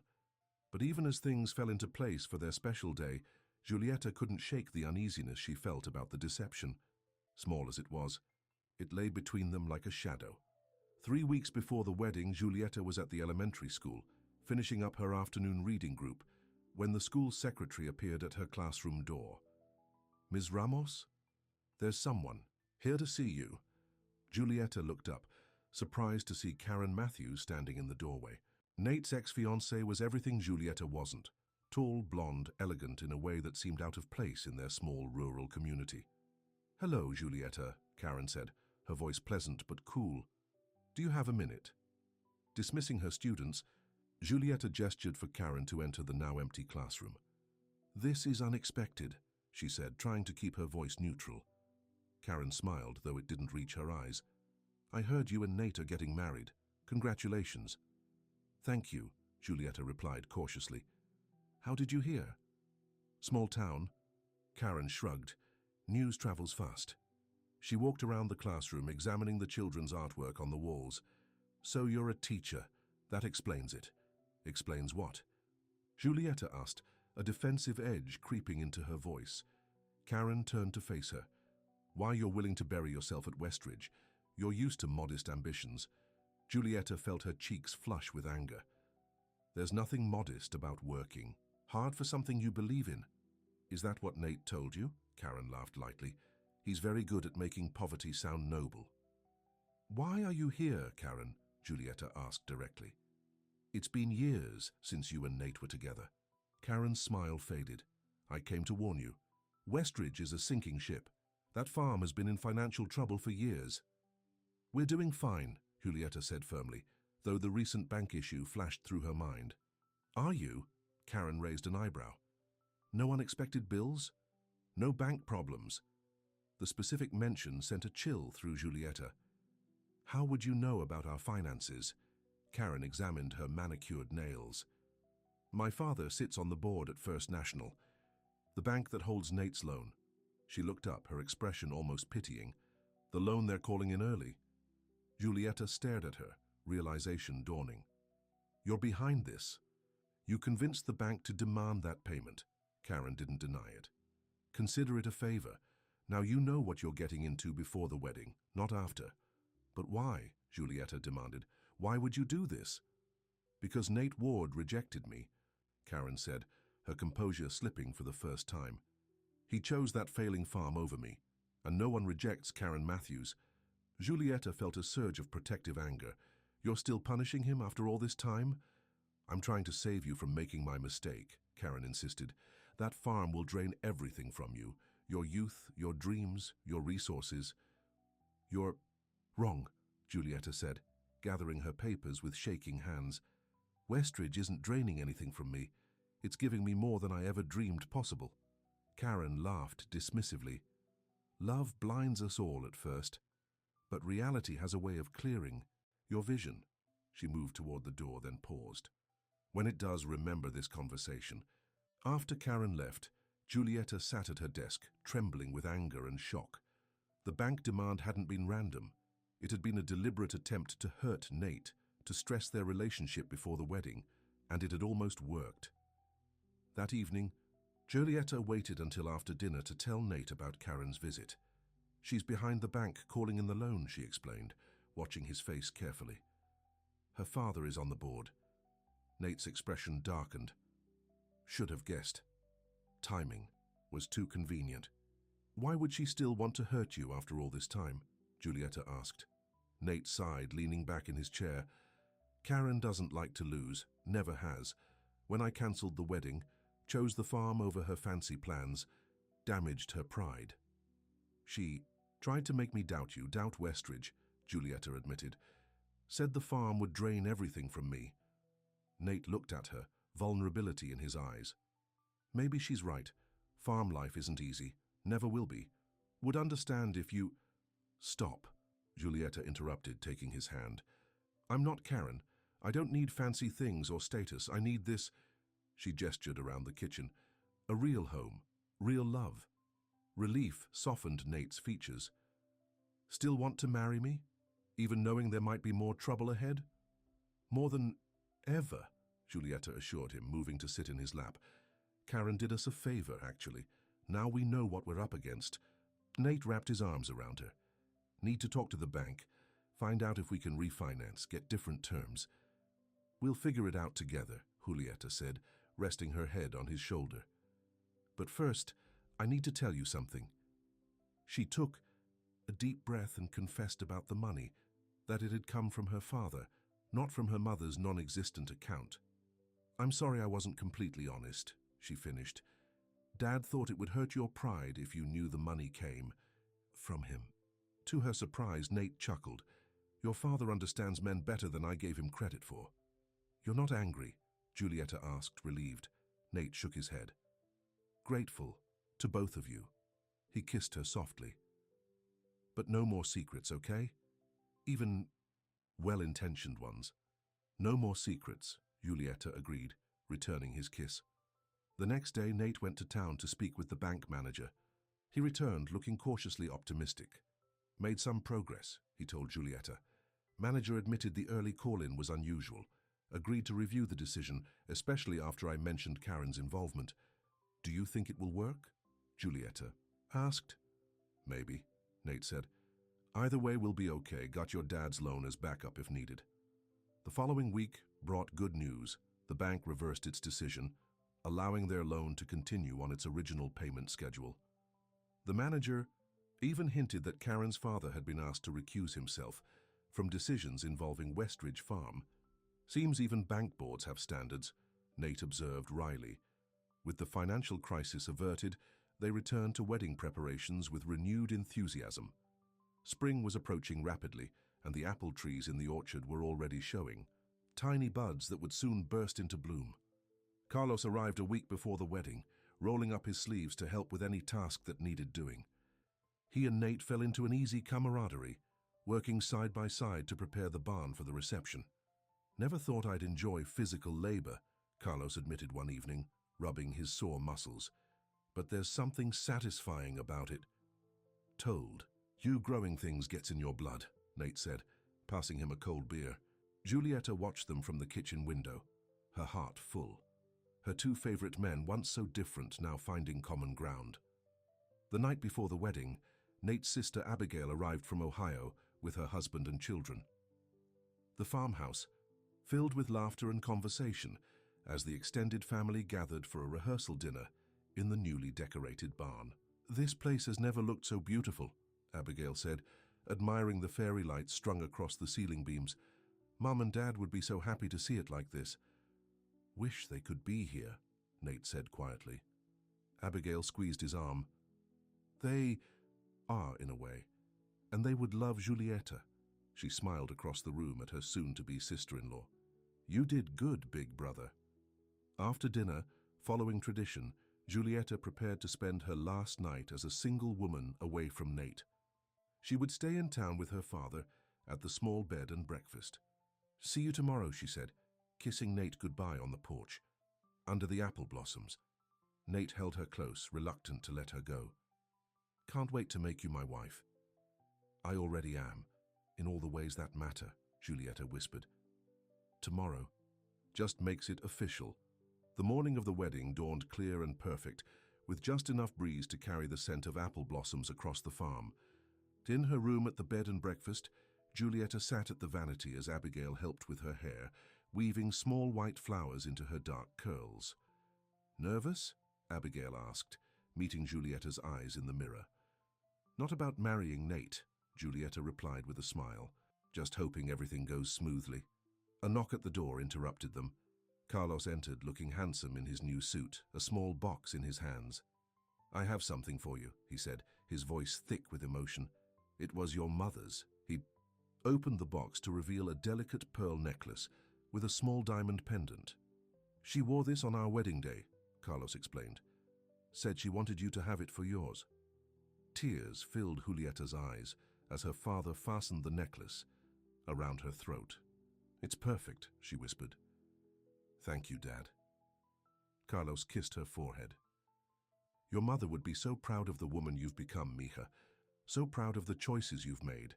Later, as they drove to Westridge, Julieta felt a sense of peace wash over her. This was right. This was where her journey had been leading, all along, not to a prestigious teaching position or to a life defined by someone else's expectations, but to a love that accepted her completely. The farm had been transformed for the occasion. White chairs were arranged in rows facing the wooden arch Nate had built, now covered in spring flowers and greenery. The apple trees formed a natural cathedral around them, their white blossoms floating down occasionally in the gentle breeze. As the simple string quartet began to play, Julieta took her father's arm. "Ready?" Carlos asked. Julieta nodded, her eyes already seeking Nate, who stood waiting for her beneath the arch, looking more handsome than she'd ever seen him in his new suit. Walking toward him with friends and family on either side, Julieta felt all the pieces of her life falling perfectly into place. This was where rejection ended, in the arms of a man who loved her without conditions, in a place that had become more than just a farm. It had become home. When she reached Nate, he took her hands in his blue eyes shining with love, and, "Promise? You look beautiful," he whispered. "So do you," she replied, making him smile. The ceremony was simple and heartfelt. They exchanged vows they had written themselves, promises to support each other's dreams, to face life's challenges together, to love without conditions or expectations. "I promise to be your safe harbor," Nate said, his voice steady and sure. "The place where you'll never face rejection, where you'll always belong." "And I promise to be your partner in all things," Julieta responded, tears of joy shining in her eyes. "To build our dreams together, side by side, day by day." As they exchanged rings, simple gold bands that represented their uncomplicated love, Julieta felt her mother's presence, as real as the apple blossoms falling around them. A gentle approval, a blessing on this union. "By the power vested in me," the minister said, "I now pronounce you husband and wife." Nate pulled her close, his kiss sealing their promises, as their friends and family applauded. "Mrs. Ward," he murmured against her lips. "Mr. Ward," she replied with a smile. Together, hand in hand, they walked back down the aisle, heading toward the barn where the celebration would continue, and toward the future they would build together at Westridge Farm, where rejection had ended and true love had begun. The reception. was everything they had hoped for. Joyful, relaxed, filled with good food and better company. Long tables had been set up in the barn, covered with white cloths and decorated with wildflowers in mason jars. Fairy lights twinkled overhead as the sun began to set, casting a golden glow over the celebrations. Miguel raised his glass in a toast. "To Nate and Julieta," he said, his weathered face creased in a wide smile. "Two people who prove that sometimes the best things in life come to us when we least expect them." "To Nate and Julieta," everyone echoed. As the evening progressed, Julieta found herself watching her father, who was deep in conversation with Nate's sister about gardening techniques. How far they had come from that day when he had given her an ultimatum, when rejection had seemed like the end of the world instead of the beginning of something beautiful. "Penny for your thoughts, Mrs. Ward," Nate said, coming up behind her and slipping his arms around her waist. Julieta leaned back against him, content. "Just thinking about journeys, how sometimes the hardest ones lead us exactly where we need to be." Nate turned her in his arms. "Glad your journey led you to my front porch." "Me too," Julieta said, stretching up to kiss him. "It feels like the beginning of the best chapter yet." Later, as they danced under the stars to the music of the local band, Nate held her close, his cheek resting against her hair. "Got something to tell you," he said quietly. Julieta looked up at him. "What is it?" "Been talking with the school board," Nate revealed. "They're looking for a full-time reading specialist for next year. Told them they should hire you." Julieta stared at him in surprise. "Nate, that would be perfect." "Farmo." "In the mornings and evenings, teaching during the day," Nate continued. "Best of both worlds." "You wouldn't mind?" Julieta asked. "If I worked full-time?" Nate shook his head, his expression earnest. "Want you to have your dreams, Julieta. All of them. The farm, teaching, our family someday. Want to give you everything." Tears of happiness filled Julieta's eyes.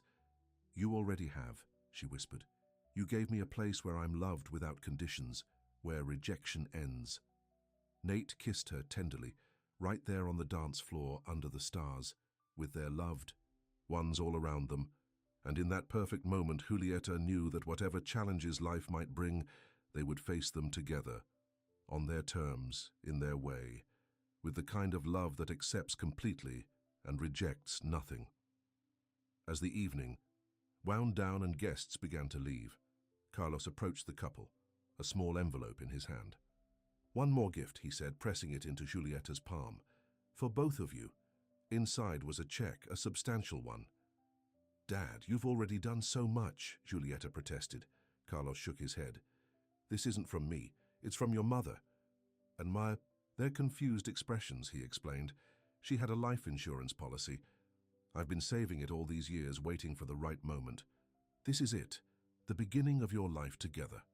"Carlos, we can't," Nate began. "You can and you will," Carlos interrupted firmly.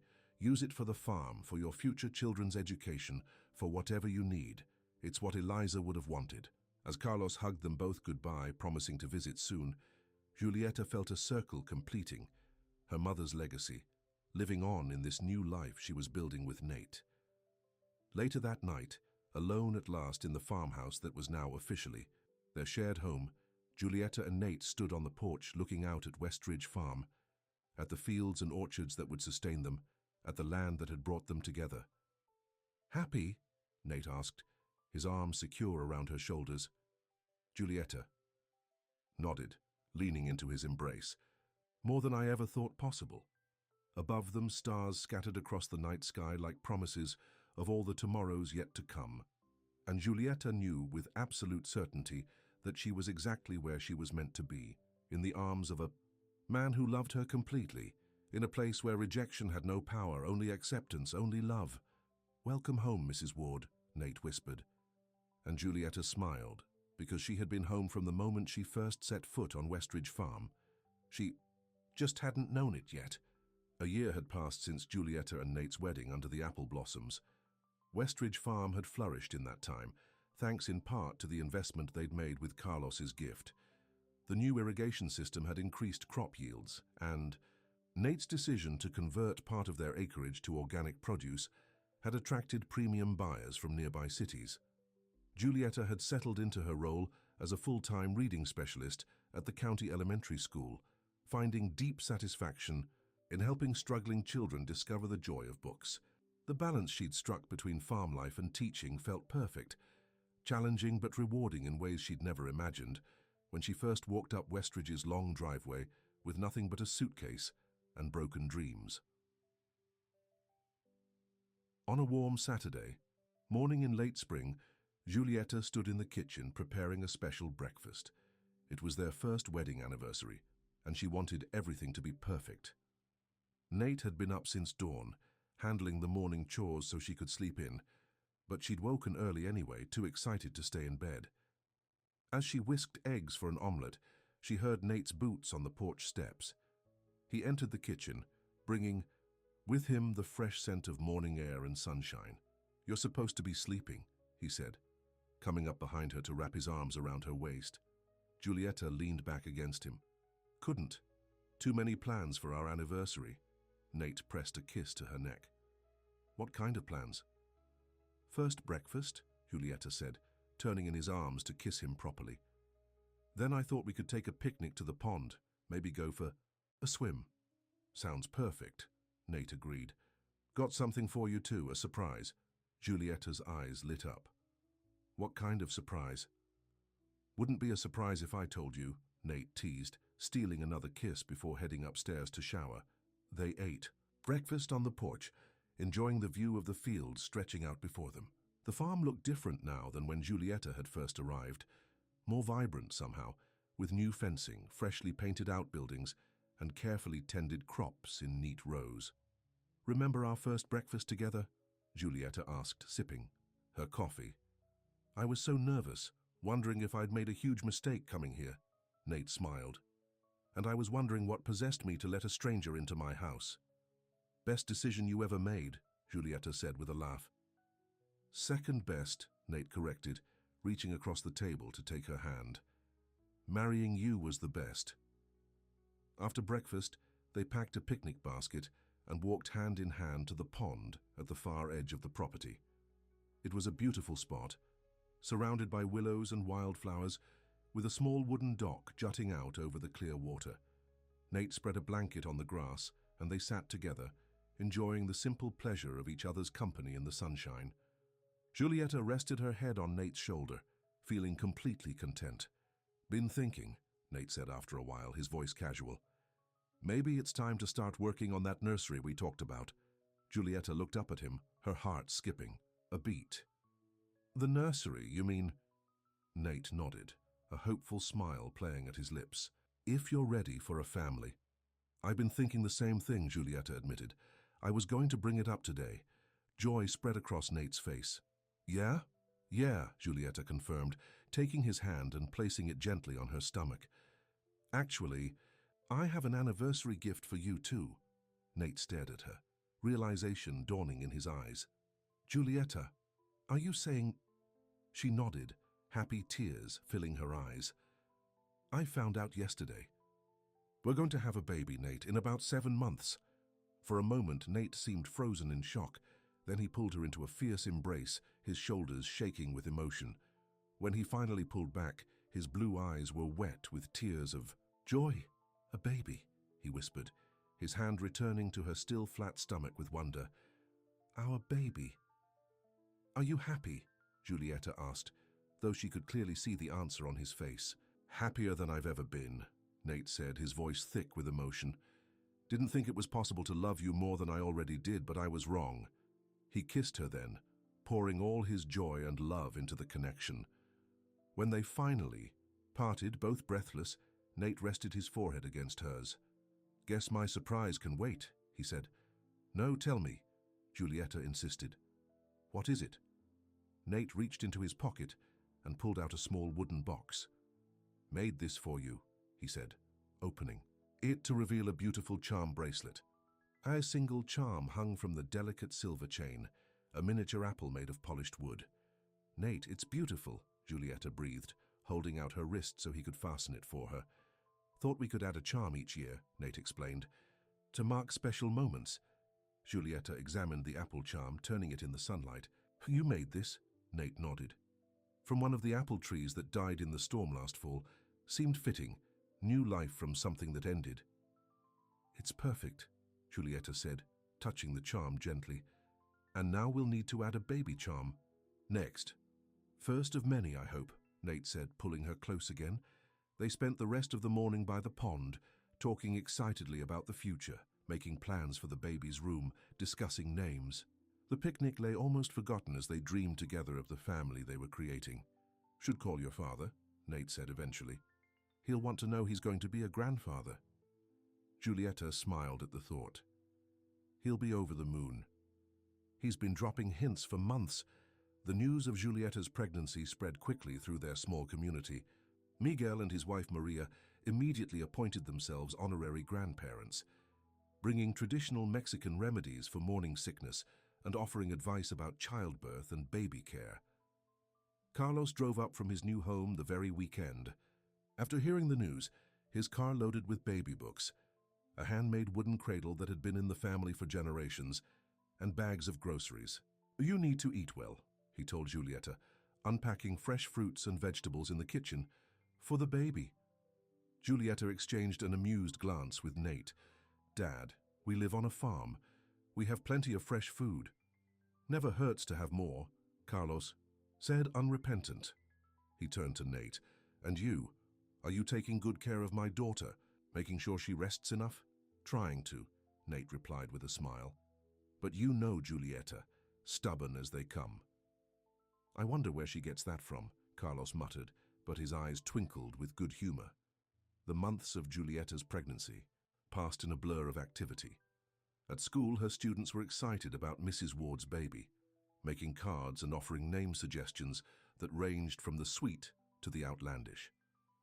At the farm, Nate threw himself into preparing for the new arrival, converting the old study into a nursery just as he'd once mentioned. Giulietta watched with love as Nate sanded and refinished an old rocking chair that had belonged to his mother, installed shelves for books and toys, and painted the walls a soft yellow that would work for a boy or a girl. We could find out, you know, Giulietta said one evening as they stood in the doorway of the nearly completed nursery. Whether it's a boy or a girl. The doctor offered at my last appointment. Nate shook his head. Like the surprise. Unless you want to know? No, Giulietta decided, resting her hands on her growing belly. I like the surprise too. As her due date approached, Giulietta cut back her hours at school, eventually taking maternity leave 2 weeks before the baby was expected. She used the time to rest, to prepare, and to enjoy the last quiet moments before their lives changed forever. One evening, as they sat on the porch watching the sunset, Nate asked a question that had clearly been on his mind. Are you ever sorry about choosing this life instead of that fancy teaching job? Giulietta looked at him in surprise. Never. Not for a single moment. Even with all the hard work, the financial worries? Especially because of those things, Giulietta said, taking his hand. They've shown me what we can accomplish together. What real partnership means, Nate nodded, satisfied with her answer. Just wanted to be sure before the baby comes. The only thing I'm sorry about, Giulietta said, smiling mischievously, is that it took me so long to kiss you that first time. Nate laughed, pulling her close. Worth the wait, he murmured against her lips. The baby arrived on a stormy night in late November, 2 weeks earlier than expected. Giulietta woke in the darkest hour before dawn, a sharp pain cutting through her sleep. Nate, she gasped, clutching her stomach. I think it's time. Nate was instantly alert, years of responding to farm emergencies in the middle of the night serving him well. He helped Giulietta dress, called the doctor to alert the hospital they were coming, and got her into the truck with calm efficiency that belied his inner nervousness. The drive to the hospital in town was tense, with Giulietta's contractions growing stronger, and the rain making the rural roads slick and hazardous. Nate gripped the steering wheel tightly, his jaw set with determination. Almost there, he assured her as another contraction hit. You're doing great, Giulietta. The baby's coming early, Giulietta said between pained breaths. Is that normal? Doctor said 2 weeks early is fine, Nate reminded her. Everything's going to be okay. At the hospital, events moved quickly. Giulietta was admitted and taken to the maternity ward, where nurses checked her progress and set up monitors. Nate stayed by her side, holding her hand through each contraction, wiping her forehead with a cool cloth and murmuring words of encouragement. "You're the strongest person I know," he told her, as the hours passed and the labor intensified. "You can do this." "We're doing it together," Giulietta reminded him, squeezing his hand tightly. Finally, after what seemed like an eternity of pain and effort, their child entered the world with a strong, indignant cry. "It's a girl," the doctor announced, placing the tiny, red-faced infant on Giulietta's chest.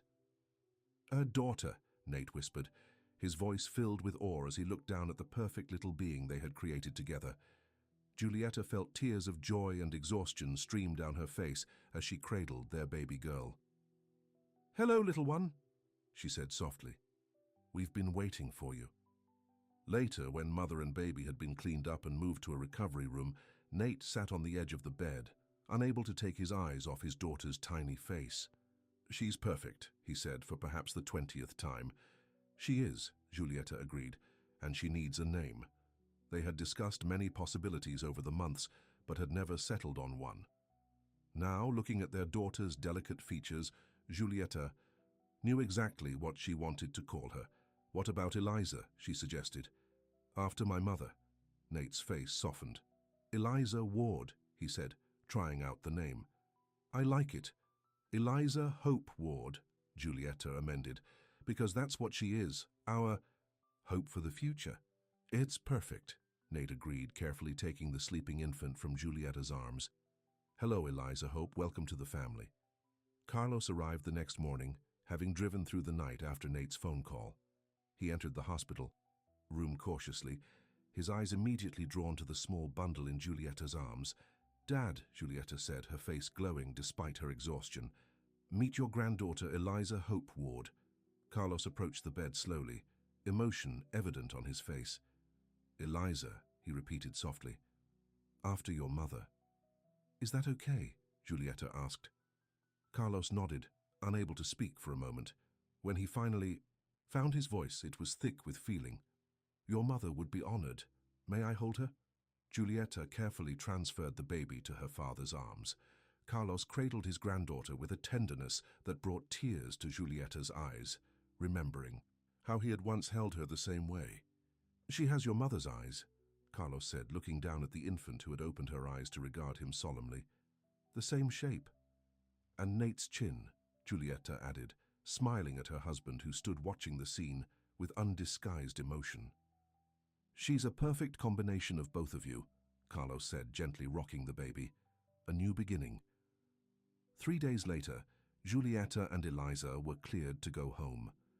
Nate drove them carefully back to Westridge, going even slower than necessary over the bumpy sections of road. "She's not made of glass," Giulietta teased from the back seat where she sat next to the car seat. "Just being careful," Nate replied, his eyes constantly checking the rearview mirror to glimpse his daughter. When they turned onto the farm's long driveway, Giulietta felt a wave of emotion wash over her. So much had changed since she had first walked up this drive alone and uncertain. Now she was returning as a mother with a family of her own. As they approached the farmhouse, Giulietta gasped in surprise. The porch was decorated with balloons and a large banner that read, "Welcome home, Eliza." Miguel and Maria stood waiting, along with several neighbors and friends from town. "Did you know about this?" Giulietta asked Nate, who was grinning broadly. "Might have mentioned to Miguel when we were coming home," he admitted. Their friends had prepared a welcome feast and filled the kitchen with casseroles and baked goods that would feed them for days. The nursery had been stocked with diapers, soft blankets, and tiny outfits from well-wishers. "It takes a village," Maria said, taking her turn to hold the baby, "and Westridge is your village." Later, after everyone had gone and the house was quiet again, Giulietta sat in the rocking chair in the nursery, feeding Eliza. Nate leaned against the doorframe, watching them with love in his eyes. "Happy?" he asked softly. Giulietta looked up, her heart so full it felt like it might overflow. "More than I ever dreamed possible." Nate crossed the room to kneel beside the rocking chair, one hand gently stroking his daughter's tiny head, the other resting on Giuliette's knee. "Thank you," he said, his voice hushed with emotion. "For what?" Giulietta asked. "For coming here that day, for staying, for making Westridge a real home again." He looked up at her, his blue eyes shining. "For our daughter." Giulietta reached out to touch his face. "Thank you for giving me a place where I never had to change who I was to be accepted, where rejection ended and love began," Nate finished. 5 years passed, bringing changes both expected and surprising to Westridge Farm. Eliza grew from a sweet baby into a lively, curious child with her mother's dark curls and her father's thoughtful blue eyes. She loved books like Giulietta and had Nate's natural affinity for growing things, carefully tending her own small garden plot beside the kitchen. Giulietta had returned to teaching part-time after Eliza's first birthday, finding even more fulfillment in her work now that she understood parenthood firsthand. She had also started a summer reading program at the farm, where children from town could come to read books under the apple trees and learn about farm life. Nate had expanded Westridge's operations, adding a farm store that sold their organic produce, fresh eggs, and Maria's homemade preserves. The store had become a popular stop for locals and tourists alike, providing a steady income that had finally put the farm on solid financial footing. Carlos had become a fixture at Westridge, visiting at least once a month to spend time with his granddaughter and help with whatever projects needed doing. His own small garden had flourished, and he often brought plants or cuttings to share with Nate. On a warm summer evening, the extended family gathered on the porch after dinner. Eliza sat on the steps, reading a book to her grandfather, who listened with exaggerated interest to a story he'd heard dozens of times before. Miguel and Maria sat in rocking chairs, enjoying the peace after a busy day at the farm store. Nate stood at the porch railing, looking out over his land with quiet satisfaction. Giulietta joined him, slipping her arm around his waist. "What are you thinking about?" she asked. "How lucky we are," Nate replied simply. "All of this," he gestured to the farm, to their family gathered on the porch. "It's more than I ever thought I'd have again after my parents died." Giulietta rested her head against his shoulder. "Me too. After I left my father's house, I thought I'd lost my only family. Instead, I found a bigger one." They stood in comfortable silence, watching the fireflies begin to appear in the gathering dusk. Eliza finished her story and ran to join them, worming her way between them so they each had to put an arm around her. "Daddy," she said, looking up at Nate with serious eyes, "Miguel says the baby cows are getting big enough to name. Can I help name them?" "Sure thing, sweetheart," Nate agreed. "We'll go see them tomorrow." Satisfied, Eliza turned to Giulietta.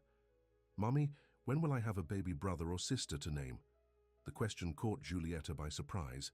She glanced at Nate, who raised an eyebrow, equally startled. "Well," Giulietta said carefully, "would you like a brother or sister?" Eliza nodded vigorously.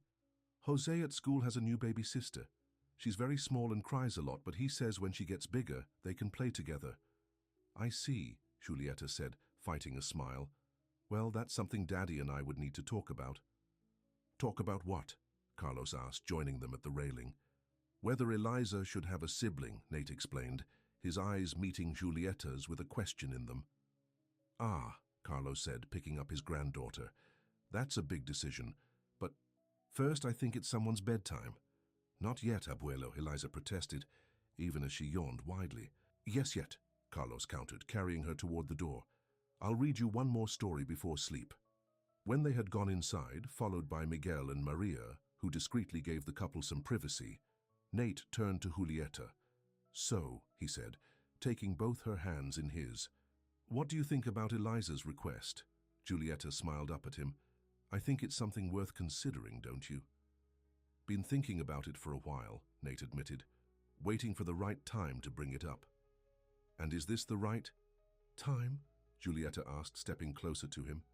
Nate wrapped his arms around her waist. "Farm's doing well. Eliza's growing up, and I love being a father." He looked at her questioningly. "What about you? Ready for another baby?" Giulietta considered the question seriously. The first years with Eliza had been wonderful, but challenging. a constant balance between farm, teaching, and motherhood. But now, with Eliza in kindergarten and the farm more successful than ever, perhaps it was time to expand their family. Yes, she decided, a smile spreading across her face. I think I am. The joy in Nate's eyes matched her own. He kissed her, tenderly, a kiss full of love and promise, just like the one they had shared on their wedding day beneath the apple blossoms. Better get started then, he murmured against her lips, making her laugh. Nate Ward, she scolded playfully. Your daughter. Fell's still awake, and the porch is hardly private. Later then, he promised, his eyes twinkling. 9 months later, on a snowy February morning, Thomas Carlos Ward was born, a sturdy boy with a shock of dark hair and his father's determined chin. Eliza was ecstatic about her new role as big sister, proudly helping Julieta with the baby and telling anyone who would listen about my brother Tommy. Carlos, now a grandfather twice over, divided his time between his garden and his grandchildren, finding joy in both. He had fully embraced farm life, his city suits replaced by comfortable jeans and plaid shirts that made him look more like Nate's relative than Julieta's. Who would have thought, he mused one day as he helped Nate repair a fence, that my daughter leaving home would lead to all of this? Nate drove a post into the ground with practiced efficiency. Sometimes the hardest choices bring the best results. Carlos nodded thoughtfully. I was so afraid for her, thought she was making a mistake, giving up security for a dream.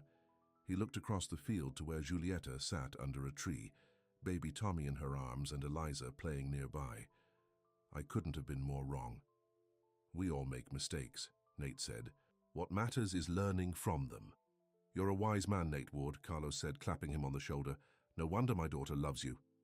As the years continued to pass, Westridge Farm flourished, becoming known throughout the region for its organic produce and educational programs. Julieta's summer reading camp expanded into a year-round weekend program that brought children from surrounding communities to learn about both books and farming. Eliza grew into a thoughtful teenager who shared her mother's love of teaching and her father's connection to the land. Tommy became a sturdy, mechanical-minded boy who could fix almost anything by the time he was 10, and when Julieta and Nate welcomed their surprise third child, a daughter they named Abigail Maria, at the age of 40, their family felt wonderfully complete. Through it all, the challenges of farming, the joys and struggles of raising children, the everyday work of building a life together, Nate and Julieta remained each other's strongest supporters, truest friends, and deepest loves. On a golden autumn afternoon, 20 years after Julieta had first walked up the long driveway to Westridge Farm, she sat on the porch with Nate, watching as their children helped with the harvest. Eliza, now in college studying agricultural education, was home for the weekend. Tommy, 16 and tall as his father, drove the tractor with careful precision, while 12-year-old Abby followed behind, checking for missed vegetables. Look at them, Julieta said, leaning against Nate's shoulder. Did you ever imagine this that first day when I knocked on your door? Nate shook his head, his arms secure around her shoulders. Never. Was just trying to get through each day back then. Me, too, Julieta admitted. I was so lost, so hurt by my father's rejection. I had no idea I was actually finding my way home. Nate turned to look at her, the love of 20 years shining in his eyes. Best day of my life when you showed up here. Changed everything. For me too, Julieta said softly. She held up her wrist, where the charm bracelet he had given her on their first anniversary now held many charms, one for each child, one for the farm store, one for her teaching award, and more. Each small symbol represented a chapter in their shared story, a life built on acceptance, understanding, and love without conditions. No regrets? Nate asked, though he already knew the answer. Not a single one, Julieta assured him, stretching up to kiss him softly. How could I regret finding the place where rejection ended and true love began? As the sun began to set over Westridge Farm, painting the fields gold and crimson, Nate and Julieta sat together in the comfortable silence of two people who had weathered life's storms side by side and found themselves stronger for it. There, children's laughter floated across the yard, a testament to the home they had built together, a place of acceptance, of belonging, of unconditional love. And in that moment, as in countless moments before and countless yet to come, they knew with absolute certainty that they were exactly where they were meant to be, together. The end.